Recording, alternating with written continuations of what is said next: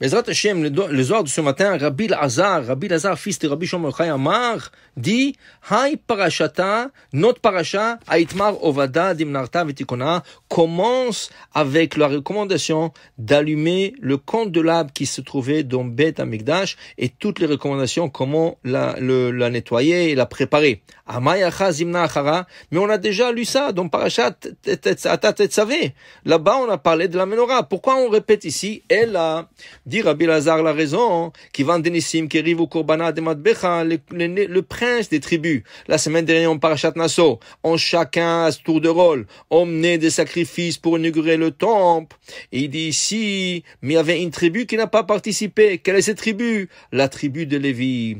Il y avait 12 tribus qui ont participé. Lévi, qui est la 13e tribu, n'a pas participé. Donc, Hachem, il dit à Aaron, ne t'en fais pas Aaron, parce qu'Aaron commençait à se soucier, il se disait, si Has Veshalom Akadosh Baruch Hu m'a pas donné la chance de lui offrir des sacrifices comme les autres princes des tribus, cela veut dire qu'Akadosh Baruch Hu tient compte toujours de la faute du Vaudor, où Aaron a participé indirectement. C'est Chas Veshalom qu'il a fait une faute, il voulait gagner du temps, et il leur a demandé, donnez-moi votre or. Il a construit un hôtel pour gagner du temps, mais le Satan était beaucoup plus fort, il a poussé jusqu'à qu'il est arrivé à fabriquer ce veau en or qui est sorti de lui-même du feu, et le peuple a commencé à l'adorer et chanter et se prosterner devant lui, et malheureusement 3000 personnes sont mortes à cause de ça. Alors Aaron disait, peut-être parce qu'il a participé indirectement dans cette faute, c'est à cause qu'on ne veut pas de lui. Bien que je lui dis, non,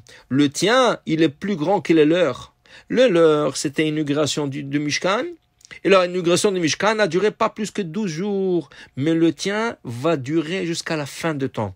Dit le Ramban, je comprends pas. Le Mishkan, on n'a plus le Mishkan. Le temple qui a remplacé le Mishkan, il n'y a plus de temple. Alors de quoi on parle? Dit le Ramban, là, on parle de bougies de Hanouka. Hanouka, Chinuch, inauguration, et Hanouka c'est aussi inauguration. Il dit le Ramban, aujourd'hui le bougie de Hanouka remplace le bougie du candelable qu'il y avait dans le Beth Amikdash. Donc, jusqu'à aujourd'hui, 2000 ans presque après la destruction du temple, on fait encore un acte qui remonte jusqu'à l'allumage de la menorah par Aaron HaKohen. Pourquoi? Parce que tous les autres sacrifices étaient momentaires, étaient sur place pour l'inauguration, étaient de 12 jours et pas plus que ça. Tandis que la menorah a allumé pendant le Mishkan, pendant le temple et juste après, depuis le Maccabi jusqu'à notre époque et jusqu'à la venue de Mashiach pour éclairer nos maisons avec la lumière de la menorah Kedosha. Il dit là-bas 12 sacrifices et ici il y avait 7 branches sur la menorah pour que on puisse l'allumer et éclairer le monde en entier avec la lumière de cette menorah. Pour dire combien il est important d'allumer les bougies. Les bougies de Hanouka, c'est sûr, Ken, et les bougies de la menorah. On dit que la menorah, le Zohar, il continue de dire que la menorah donnait Yanda Chochmata Il'a. Elle donnait une sagesse extraordinaire. J'ai écouté du rabbin David Menaché, qu'il avait un ami au Vatican. Rav David Menaché, il habite en Israël, mais lui, il a fait ses études à Rome. Et il avait un ami son père avait l'accès de rentrer dans le cave du Vatican.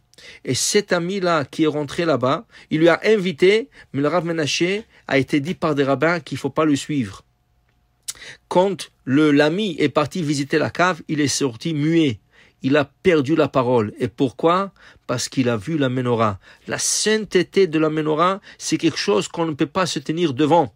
C'est pour cela, même si le Vatican il vient aujourd'hui, il nous offre la menorah, on doit la refuser. On ne peut pas l'accepter. Il faut être pur pour toucher cette menorah. Il faut être pur pour voir cette menorah. Parce que cette menorah jaillissait de la chazesse. Il y avait un rabbin, Rabbi Yitzhak Boukbza.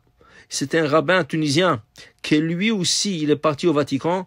Malheureusement, 3 jours plus tard, il est décédé. Il a dit c'est à cause de voir la menorah, la kedusha de cette menorah. C'est quelque chose d'extraordinaire. Il y a un cours de Rav Menaché. très très fascinant de comment il y a un parallèle entre les 7 branches de la menorah, oui, qui est divisé en 18, parce que son auteur était 18 tefachim, c'est ça, et il y a aussi les 18 bénédictions de la Hamida et les 18 bénédictions du matin qu'on appelle Birkot HaShachar. Il a un cours extraordinaire, et tout ça découle de la menorah et la chokhmah que cette menorah nous donne. C'est pour ça qu'on dit que Hanouka, quand on allume la menorah, c'est une mitzvah de rester 20 minutes avec le bougie de la menorah.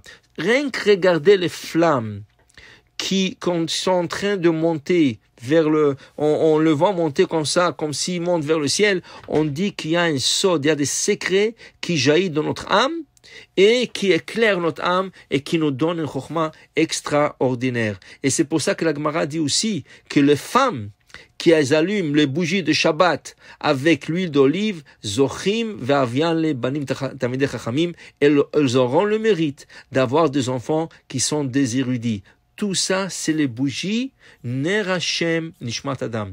La bougie éclaire l'âme de l'homme. Et c'est pour ça qu'Aaron, il a eu quelque chose d'extraordinaire. Son sacrifice, c'est un sacrifice éternel. Ken Ner Tamid. Et c'est les bougies de Hanouka, c'est les bougies de Shabbat, et c'est les bougies que nous allumons. Et à travers la flamme, nous connectons avec Akadosh Baruch Hu. Baruch Adonai le'olam. Amen ve'amen.